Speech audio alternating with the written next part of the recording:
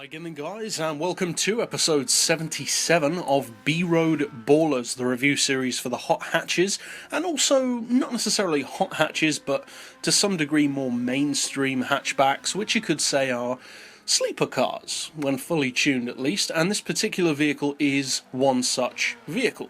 It's not a hot hatch in a traditional sense, but it is a very popular one, not just for boy racers, but also just as a daily runabout. It's the Vauxhall or Opel Corsa.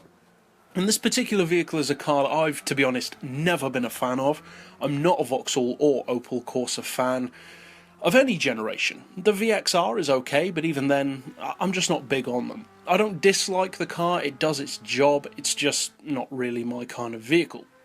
That being said, what does the Corsa offer on Gran Turismo? Because the Vauxhall and also the Opel dealerships are interesting. They're not necessarily that well frequented by most players, and most of the vehicles that they sell, such as the Tigra, the Corsa, the Vectra, they aren't exactly at the top of people's lists in their respective categories. The Vectra is one of the least used four-door cars in the game. The Tigra, well, you never see people using it. The Corsa you do occasionally see, and of course the VX220 you do occasionally see as well.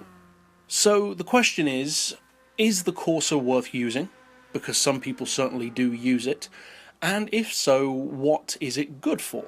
Well, I would actually liken the Corsa on GT6 at least to another vehicle which technically is nothing like it, but it reminds me of it in a couple of ways, and that is the Citroen C3. It's another vehicle which is very easy to underestimate. You don't see a massive amount of love for it, but those people who do use it really do like it, because it's basically the epitome of a sleeper hatch. And just like with the Citroen C3, although not really to the same level, I would say the Corsa does definitely have sleeper hatch potential, because the 1.4 turbo engine with front-wheel drive is potentially a decent combination depending on the kind of numbers that you can get out of the car. Now, not everyone will fully tune the vehicle, but the question is, what do you get? If you do fully upgrade the car, what kind of potential does it have?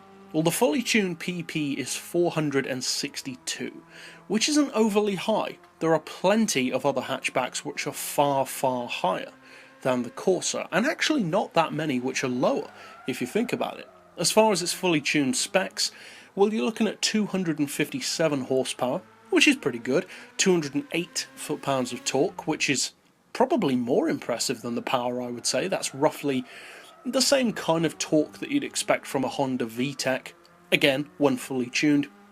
And the weight is also nice and low. It only weighs 873 kilos, which can actually give some much smaller hatchbacks, such as Japanese K cars, a pretty great run for their money. Now, the horsepower per tonne is not far off 300, which is reasonably good. It's not amazing, but it's reasonable, certainly for a non-hot hatch, and the price is just under 18 grand, which, to be honest, I would say is perhaps a little too expensive.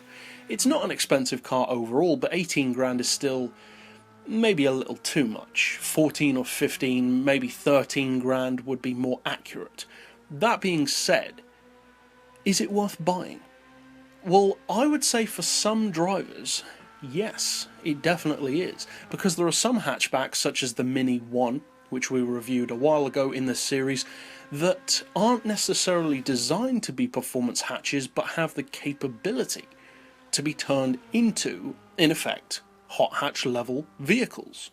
But usually the main issue that occurs when you do that to a vehicle which wasn't designed to be a performance car in the first place is that they can't always cope with the increase in power that well.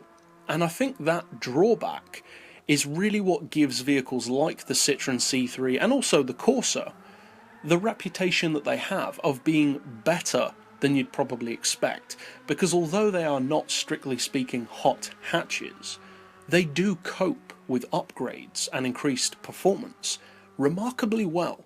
Now the C3 is the better hatchback, I would say, of the two, and I would also say that the Toyota Starlet is a similar kind of vehicle in that regard as well. Now the Starlet is a hot hatch already, and a very popular one within its fan club, but with the Starlet, again, it's not an obvious choice, but it's one which is a lot faster than you'd probably expect it to be, especially given the specs that you start off with. Now with the Corsa, the specs are even lower, and when you fully tune it, it's still not putting out mind-blowing numbers. There are plenty of hot hatches with far more power and especially far more torque. But what the Corsa does, in a similar vein to the Citroen, which is so good, is that it manages to convert its relatively modest numbers, even when upgraded, into pretty good performance. Around corners, it copes with the increase in power admirably, I would say. And although there are some hints of torque steer or tyre wear at some points, especially on tighter corners if you put your foot down, in general, it actually handles itself remarkably well.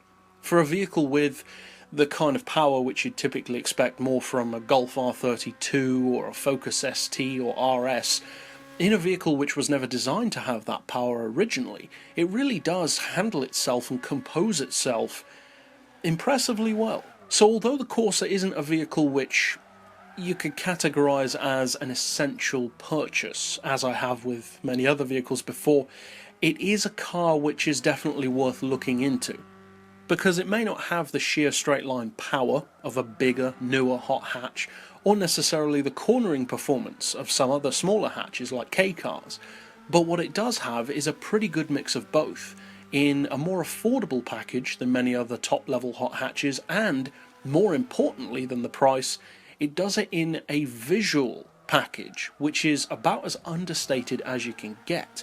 So as far as sleeper hatches go, I would say this is a pretty good one. But that's it for this pick overall. I'll see you guys next time, and as always, thanks for watching.